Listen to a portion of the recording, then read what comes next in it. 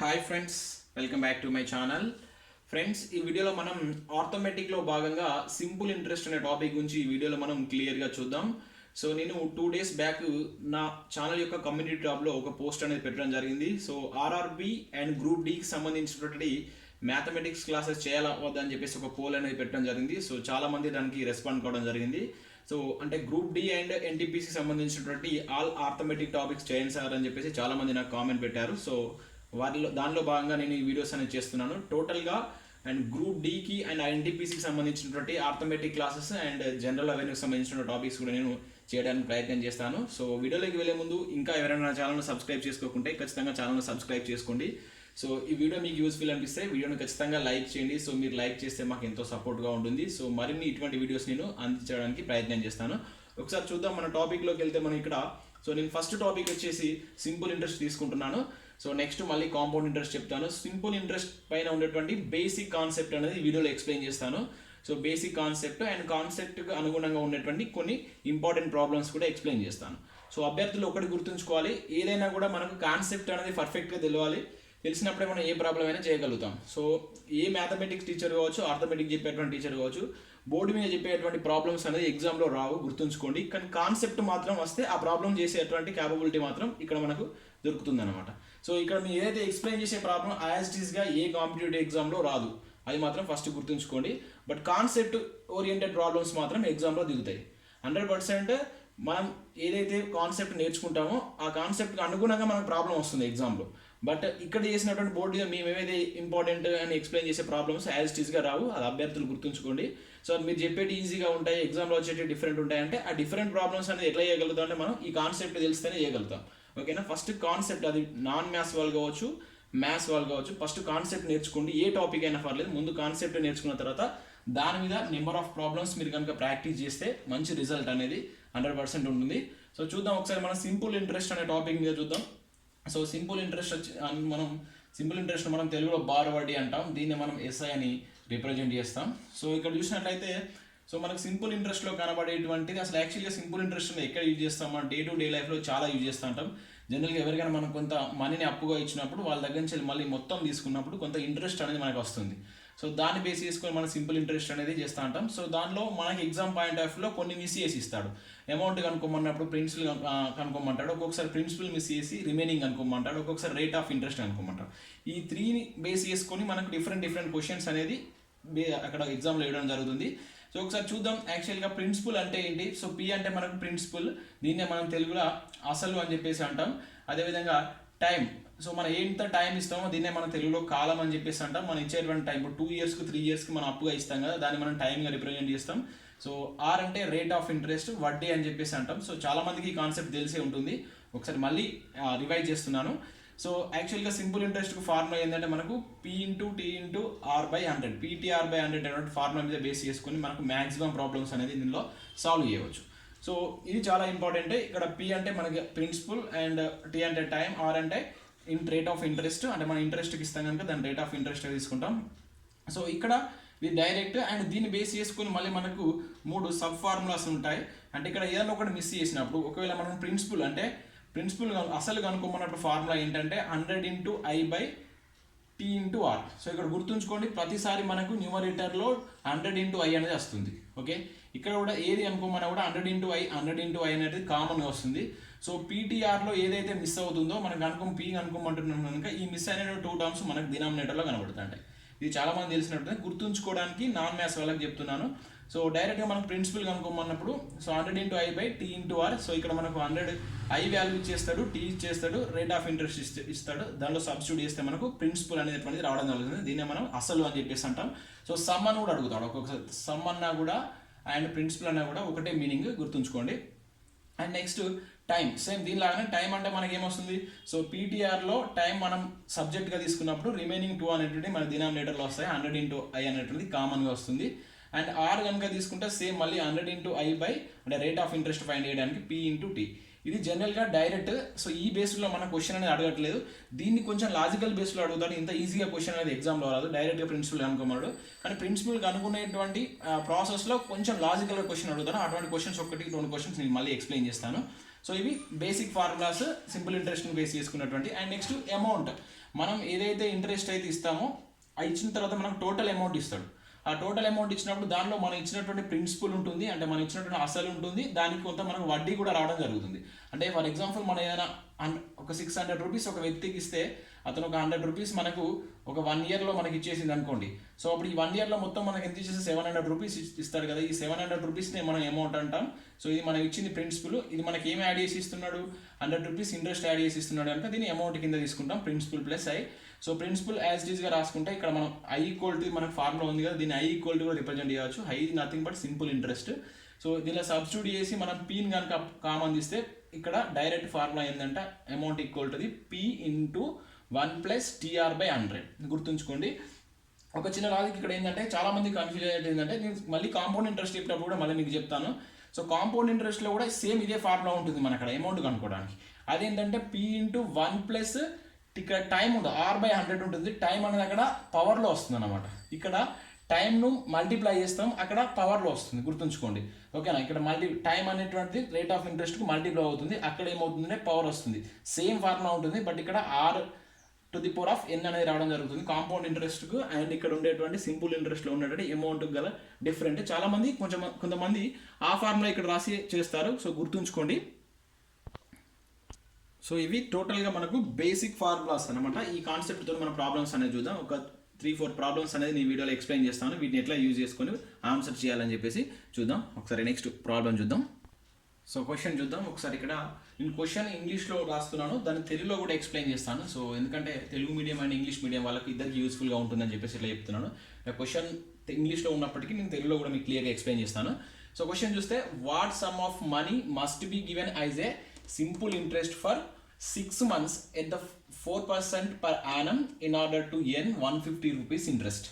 So ఇది basic క్వశ్చనే కానీ ఇట్లా కొంచెం లాజికల్గా ఇస్తాడు. సో ఒకసారి తెలుగులో చూసినట్లు ఏంటంటే, ఎంతో సొమ్మును 6 నెలల కాలం పాటు 4% వడ్డీ రేటుతో ఇస్తే 150 రూపాయలు వచ్చునని చెప్పేసి అడుగుతున్నాడు. 150 రూపాయలు ఇంట్రెస్ట్ వచ్చునని చెప్పేసి అడుగుతున్నాడు. అంటే ఎంత సొమ్ము అని చెప్పేసి అడుగుతున్నాడు. అంటే ఇక్కడ మనం ఏం ఫైండ్ చేయాల్సింది యాక్చువల్గా, సమ్ అన్నాడు అంటే సమ్ అన్న ప్రిన్సిపల్ అన్న ఒకటే అని చెప్పేసి మీకు ఇంతకుముందు నేను చెప్పడం జరిగింది. అంటే ఇక్కడ మనం ఏం ఫైండ్ చేయమంటున్నాడు, ప్రిన్సిపల్ ఫైండ్ చేయమంటున్నాడు, అసలు ఎంత అని చెప్పేసి అడుగుతున్నాడు. అంటే ఇక్కడ వాడు క్వశ్చన్ లాజిక్ ఏంటంటే ఇంట్రెస్ట్ ఇచ్చేసిండు and rate of means total I equal to 150 rupees ఇచ్చేసిండు, రేట్ ఆఫ్ ఇంట్రెస్ట్ ఇచ్చేసిండు, అండ్ టైం వచ్చేసి 6 months అన్నాడు. సో క్వశ్చన్ అనేది ఇట్లా ఇస్తాడు మనకు, ఏంటంటే ఇయర్స్లో కాకుండా 6 months రూపంలో ఇచ్చాడు. సో అప్పుడు మనకు ఈ మంత్స్ను డివైడెడ్ బై 12 తోటి వేస్తే మనకు ఇయర్లోకి కన్వర్ట్ అయిపోతుంది. ఒకసారి చూద్దాం. ఇక్కడ ఇచ్చినటువంటి టర్మ్స్ రాస్తుంది నేను, ఏంటంటే రేట్ ఆఫ్ ఇంట్రెస్ట్ ఇచ్చేసిండు, R ఈక్వల్ టు మనకు 4% ఇచ్చేసిండు. సో ఇది రాసుకుంటున్నా. అండ్ నెక్స్ట్ టైం వచ్చేసి 6 months అన్నాడు. గుర్తుంచుకోండి, టైం అనేది 6 months అన్నాడు కనుక దీన్ని బై 12 తోటి వేస్తే మనకి ఇయర్లో కన్వర్ట్ అవుతుంది. సో క్యాన్సిల్ చేస్తే ఏమవుతుంది అనేది 1/2 అవుతుంది అనమాట, అంటే హాఫ్ ఇయర్ అనమాట. అండ్ నెక్స్ట్ ఇంకేం ఇచ్చిండు, ఇంట్రెస్ట్ ఇచ్చిండు. సింపుల్ ఇంట్రెస్ట్ ఆల్రెడీ 150 రూపీస్ అంటున్నాడు, ఐ ఈక్వల్ టు ఎంతంట మనకు 150 రూపీస్. మరి ఇక్కడ మనకి ఏది మిస్ అయింది, పీటీఐఆర్లో అండ్ ఏమన్నాడు, sum is nothing but principal find ఏమంటున్నాడు. సో అసలు ఎంత అని చెప్పేసి అడుగుతున్నాడు. సో ఎంత అసలు పైన మనకు ఇంత ఇంట్రెస్ట్ తోటి ఇంత కాలానికి ఇంత ఇంట్రెస్ట్ వస్తుందని చెప్పేసి అడుగుతున్నాడు. అంటే ఇక్కడ ప్రిన్సిపల్ ఇవ్వలేదు. క్వశ్చన్ ఈ విధంగా కొంచెం లాజికల్గా ఇస్తాడు. బేసిక్ క్వశ్చన్ అయినప్పటికీ కొంతమందికి ఇది అర్థం కాదు. సో డైరెక్ట్గా మనం ఇక్కడ ఏం ఫైండ్ చేయాలి, ప్రిన్సిపల్ ఫైండ్ చేయాలి. సో ఇంతకుముందు మీకు చెప్పినట్లు ప్రిన్సిపల్ ఈక్వల్ టు ఫార్ములా ఏంటిది, ప్రిన్సిపల్ ఈక్వల్ టు 100 × I అనేది కామన్గా వస్తుందని చెప్పాను బై. సో పీ ఇచ్చినాక రిమైనింగ్ టర్మ్స్ ఏమున్నాయి అక్కడ, R × T అని అంటే మిస్ అయిపోయింది. సో డైరెక్ట్గా ఈ ఫార్ములా గుర్తుంచుకొని దీనిలో సబ్స్టిట్యూట్ చేస్తే మనకు అయిపోతుంది. సో 100 × I అంటే ఇంట్రెస్ట్ ఇచ్చేసాడు 150 rupees by rate of interest 4 అన్నాడు. అండ్ ఇక్కడ టైం వచ్చేసి మనం 1/2గా తీసుకోవాల్సి ఉంటుంది. ఓకేనా. 6 months ఇది కూడా గుర్తుంచుకోండి. ఒక్కొక్కసారి ఇయర్లో ఇస్తే డైరెక్ట్ సబ్స్టిట్యూట్ చేయొచ్చు, మంత్లో ఇస్తే మాత్రం దాన్ని బై 12 తోటి చేసుకోవాల్సి ఉంటుంది. సో ఇక్కడ 2 1s 2 2s క్యాన్సిల్ అయిపోతుంది. ఓకేనా. అండ్ ఇక్కడ 2 1s 2 75s 150 అవుతుంది. సో మనకు 100 × 75 చేస్తే మనకు 75 తర్వాత ఎన్ని జీరోస్ ఉన్నాయో అన్ని జీరోస్ పెట్టుకోండి. 100 2 zeros వస్తాయి కనుక 2 zeros. ఇది డైరెక్ట్గా మల్టిప్లై చేసేటువంటి పద్ధతి. సో అంటే ఎంత, 7500 రూపీస్ అనేటువంటిది అసలు మీద మనం ఎంత 4% అది కనుక ఇంట్రెస్ట్కి ఇస్తే అది 6 monthsకి ఇస్తే మనకు 150 రూపీస్ ఇంట్రెస్ట్ అనేది వస్తుంది అనమాట. సో దాన్ని మళ్ళీ PTR/100 రూపంలో మీరు P ఈక్వల్ టు 7500 తీసుకొని, టైం ఈక్వల్ టు 6 months తీసుకొని, అండ్ రేట్ ఈక్వల్ టు 4 తీసుకొని సబ్స్టిట్యూట్ చేసినా మీకు ఇంట్రెస్ట్ అనేది 150 వస్తుంది. అట్లా కూడా చెక్ చేసుకోవచ్చు అనమాట. రివర్స్ ఆర్డర్లో మనకు క్వశ్చన్ ఇస్తే సో ఈ విధంగా సాల్వ్ చేయాల్సి ఉంటుంది. Okay friends. సో నెక్స్ట్ ఇంకొక క్వశ్చన్ చూద్దాం. సో నెక్స్ట్ క్వశ్చన్ చూసినట్లయితే ఇక్కడ in what time will rupees 72 rupees become 81 rupees at the rate of 6/1/4 per annum simple interest అంటున్నాడు. అంటే తెలుగులో చూసినట్టయితే 6/1/4 వడ్డీతో 72 రూపాయలు 81 రూపాయిగా మారాలంటే ఎంత టైం పడుతుంది సింపుల్ ఇంట్రెస్ట్ ప్రకారం అని చెప్పేసి అంటున్నాడు. సో సింపుల్గా చెప్తున్నాను, ఎందుకంటే పెద్ద డిజిట్ తీసుకోకుండా చిన్న డిజిట్తో చెప్తున్నాను. అంటే ఒక 72 రూపాయల ప్రిన్సిపల్ అనేటువంటి అమౌంట్ ఇస్తే అది 81 రూపాయలు అయింది. ఎంత ఇంట్రెస్ట్ తోటి? 6/1/4 ఇంట్రెస్ట్ తోటి అయింది. అయితే అది ఎంత కాలంలో అయింది సింపుల్ ఇంట్రెస్ట్ యూజ్ చేసుకొని అని చెప్పేసి అడుగుతున్నాడు. సో డైరెక్ట్గా అడగడం మనకి ఇక్కడ టైం ఫైండ్ చేయమన్నాడు, బట్ ఇక్కడ కొంచెం లాజికల్గా ఇచ్చింది మనకు. టైం ఓకే, మీకు తెలుసు టైం ఫార్ములా అనేది మనకు తెలుసు. ఎంత కాలంలో అని ఇక్కడ అడిగింది కనుక టైం ఈక్వల్ టు ఇంతకుముందు చెప్పినట్టు మీకు 100 × I. సో మనకు టైం వచ్చేసి కనుక కింద రిమైనింగ్ ఏముంటుంది P × R అనేటువంటిది ఉంటుంది. సో ఇక్కడ ఉన్నటువంటి ఫార్ములా మనకు తెలుసు. సో దీనిలో అన్ని ఇచ్చిన లేదా చూసుకోవాలి. టైం మనం ఫైండ్ చేయమన్నాడు, 100 ఓకే తెలుసు. మరి ఇంట్రెస్ట్ అనేది ఎట్లా ఫైండ్ చేస్తాం ఇక్కడ? సో ఇంట్రెస్ట్ అనేది మనకు అక్కడ ఇవ్వలేదు, బట్ లాజికల్గా మనం ఫైండ్ చేయవచ్చు. 72 రూపీస్ 81గా మారిందంటే ఈ మధ్య కాలంలో మనకి ఇంట్రెస్ట్ వచ్చినట్టే కదా. అంటే 81 - 72 చేస్తే మనకి ఎంత వస్తుంది? 9 రూపీస్ వస్తుంది. ఈ 9 రూపీస్ అనేటువంటిది మనకి ఇంట్రెస్ట్ అనమాట. And next rate of interest వచ్చేసి ఎంత ఇచ్చేసిండు? సో 6/1/4% అన్నాడు. సో ఇవి కొంచెం లాజికల్గా గుర్తుపెట్టుకోండి. 6 2/3 + 6 2/3 ఇస్తాడు, చాలా ఇస్తాడు. 11 1/9 ఇస్తాడు. 11 1/9. ఈ పర్సంటేజెస్ కూడా డైరెక్ట్గా గుర్తుంచుకునేటువంటి ప్రయత్నం చేయండి, ఒక దగ్గర రాసుకోండి. ఎందుకంటే మనకు సింపుల్ ఇంట్రెస్ట్ అండ్ కాంపౌండ్ ఇంట్రెస్ట్లో పర్సంటేజెస్కు సంబంధించినటువంటి చాలా బేసిక్ టర్మ్స్ అనేది కనబడుతుంటాయి. సో పర్సంటేజ్ టాపిక్ కూడా నేను ఇంతకుముందు వేరే మనకి ఏదంటే SPDCL క్లాసెస్ చేసేటప్పుడు చేస్తాను పర్సంటేజ్ టాపిక్, ఒకసారి చూసుకోండి. అది చూసినాక ఇది చేస్తే ఇటువంటి కొన్ని సింపుల్ టర్మ్స్ అనేది మనకు ఈజీగా అర్థమవుతాయి. ఇక్కడ 6/1/4 మనం ఏ విధంగా రాసుకోవచ్చు? 6 1s అండ్ 4 6 24 + 25/4గా మనం రాసుకోవచ్చు rate of interest. And next మనకి ఏం ఫైండ్ ఏమన్నాడు? ప్రిన్సిపల్ ఎంత ఇచ్చేసింది మనకి ఇక్కడ? 72 రూపీస్, అంతే కదా. స్టార్టింగ్ 72 రూపీస్ ఇచ్చేసింది, 72 రూపీస్. సో ఇది మనం యాజ్ టీజే రాసుకొని దీనిలో సబ్స్టిట్యూట్ చేయండి ఇప్పుడు. సో టైం వచ్చేసి 100, time equal to 100 × I is nothing but మనకి ఎంత వచ్చింది? 9/. సో P అంటే ఎంత? 72 రూపీస్ స్టార్టింగ్ ఇవ్వడం జరిగింది. And R equal to 25/4. So దీన్ని మనం క్యాన్సిల్ చేస్తే మనకు ఆటోమేటిక్లీ ఆన్సర్ వచ్చేస్తుంది. సో ఇక్కడ చూస్తే 4 1s 4 18s 72 వస్తుంది. సో ఇక్కడ 9 1s 9 2s, okay. 25 1s and 25 4s 100, 2 1s 2 2s అంటే ఎంత? 2 అనమాట. 2 ఇయర్స్లో మనకు ఒక్కొక్కసారి ఈ టైంను ఎన్ అని కూడా అడుగుతాడు. క్వశ్చన్ ఎన్ అని కూడా ఉంటుంది మనకు, ఎన్ అని కూడా తీసుకోవచ్చు టైంను. సో 2 ఇయర్స్లో మనం ఇంత ఇంట్రెస్ట్ తోటి సో ఇంతవరకు ఇంట్రెస్ట్ వస్తుంది అన్నమాట. 72 రూపీస్ 81 రూపీస్ అవుతుంది. ఎన్ని సంవత్సరాలు అంటే 2 సంవత్సరాల కాలంలో రావడం జరుగుతుంది. అంటే డైరెక్ట్ కాకుండా ఈ విధంగా కూడా మనకు క్వశ్చన్స్ ఇచ్చేటువంటి ఛాన్స్ ఉంటుంది. సో నెక్స్ట్ క్వశ్చన్ చూసినట్లయితే ఇక్కడ in how many years will a some of money becomes doubled at rate of 10% per annum simple interest అంటున్నాడు. సో ఇది చాలా ఇంపార్టెంట్. ఈ మోడల్ ఆఫ్ క్వశ్చన్స్ మనకి ఎగ్జామ్లో ఎక్కువసారి రిపీట్ కావడం జరిగింది. సో గుర్తుంచుకోండి, మనకు గ్రూప్ డి కానీ RRBకి సంబంధించినటువంటి ఎగ్జామ్లో పెద్దగా డెప్త్గా అనేటువంటి వరకైతే ఎప్పుడు అడగలేదు. మ్యాథమెటిక్స్ సంబంధించి మీన్స్ ఆర్థమెటిక్స్ సంబంధించి పెద్దగా డెప్త్గా క్వశ్చన్స్ అయితే ఏమైతే అడగలేదు. సో బేసిక్ కాన్సెప్ట్ బేస్ చేసుకొని కొంచెం లాజికల్గా క్వశ్చన్ అడుగుతారు. మీరు ఒకసారి ప్రీవియస్ పేపర్ చూడండి. నేను కూడా అన్ని ప్రీవియస్ పేపర్ చూసినాకనే దానిలోకి వెళ్ళి కొన్ని ఇంపార్టెంట్ క్వశ్చన్ పిక్ చేసి ఆ మోడల్లో ఎక్స్ప్లెయిన్ చేస్తున్నాను. సో RRB గ్రూప్ డికి సంబంధించినటువంటి క్వశ్చన్స్ మనకి ఏదైతే తెలంగాణలో జరిగినటువంటి కానిస్టేబుల్ SIలో ఇచ్చినంత డెప్త్గా మాత్రం మ్యాథమెటిక్ అని మీన్స్ ఆర్థమెటిక్ అనేది ఉండదు. ఒకసారి మీరు చూడడానికి కావాలంటే ప్రీవియస్ పేపర్స్ మీ దగ్గర ఉంటే చెక్ చేయండి. సో చేసే విధంగానే ఉంటాయి, నాన్ మ్యాథ్స్ వాళ్ళు కూడా చేసే విధంగా ఉంటాయి, కానీ కొంచెం లాజికల్గా క్వశ్చన్ అడుగుతాడు.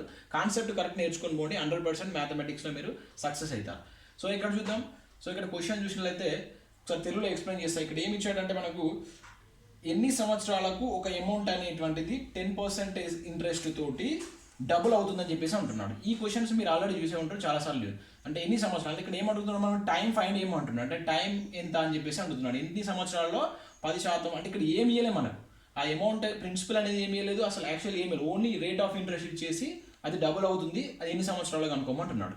సో ఇక్కడ మనకు ఏమి ఇవ్వలేదు అనుకో, ఫస్ట్ ఒక అజంప్షన్ మెథడ్లో చేద్దాం. దీనికి 2 మెథడ్స్ ఉంటాయి, ఒకటి షార్ట్ కట్ మెథడ్ ఉంటుంది, డైరెక్ట్ ఫార్ములా మెథడ్ ఉంటుంది, ఒకటి అజంప్షన్ మెథడ్ చేస్తాను. సో మీ ఇష్టం ఏది ఫాలో అవుతుంది. కానీ ఫస్ట్ అజంప్షన్ మెథడ్లో ఏమి ఇవ్వలేదు కనుక నేను 100 రూపీస్ అనేటువంటి ప్రిన్సిపల్గా తీసుకుంటున్నాను. ఇది ప్రిన్సిపల్ అనుకోండి, ఓకేనా. సో ఇది డబల్ అవుతుందంట, ఓకేనా. సో 200 రూపీస్ అంటే డబల్ అవుతుంది, ఓకేనా. ఎంత మీద డబుల్ అవుతుంది మనకు, రేట్ ఆఫ్ ఇంట్రెస్ట్ వచ్చేసి 10% తీసుకున్నప్పుడు మనకి ఇది డబుల్ అవుతుంది. అంటే ఇదేంటిది మొత్తం అన్నట్టే కదా, అమౌంట్ అన్నట్టే కదా. సో ఇది టోటల్ అమౌంట్ కిందకి వస్తుంది. ఇది ప్రిన్సిపల్, ఇది రేట్ ఆఫ్ ఇంట్రెస్ట్.